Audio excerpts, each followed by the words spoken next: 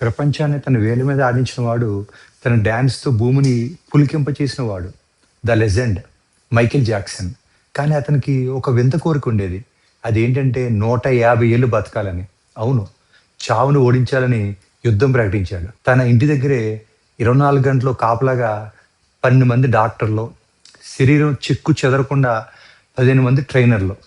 అతను తినే తిండి, పీల్చే గాలి అన్ని ల్యాబ్‌లో టెస్ట్ అయ్యాకే లోపలికి వెళ్ళేవి. చివరకు ఏ అవయవం పాడైనా ఇచ్చేందుకు ఆర్గాన్ డోనర్స్ కూడా సిద్ధంగా ఉండేవారు.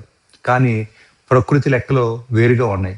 2009 జూన్ 25 150 ఏళ్ల కల 50 ఏళ్ళకి కుప్పకూలిపోయింది. ఆ డాక్టర్లు, ఆ అత్యాధునిక టెక్నాలజీ, ఆ కోట్లాది రూపాయల ఆస్తి ఏది ఆ మాదక ద్రవ్యాలు తీసుకోవటం వల్ల వచ్చిన గుండెపోటును ఆపలేకపోయింది.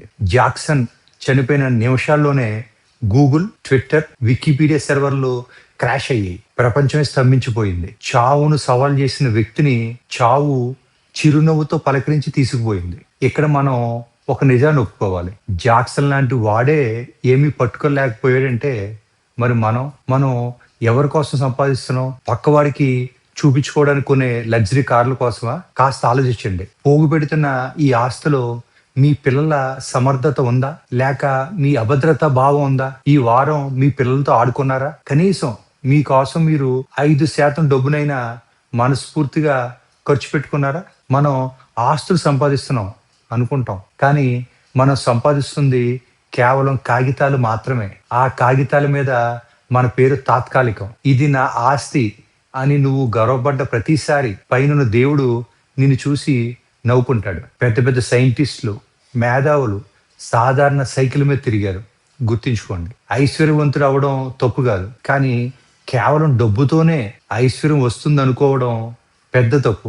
జీవితాన్ని మీరు కంట్రోల్ చేయండి. లేదంటే జీవితం మిమ్మల్ని కంట్రోల్ చేస్తుంది. చిట్ట చివరికి మనతో మిగిలేది మనం పొందిన తృప్తి, పంచుకున్న ప్రేమ, అనుభవించిన శాంతి మాత్రమే.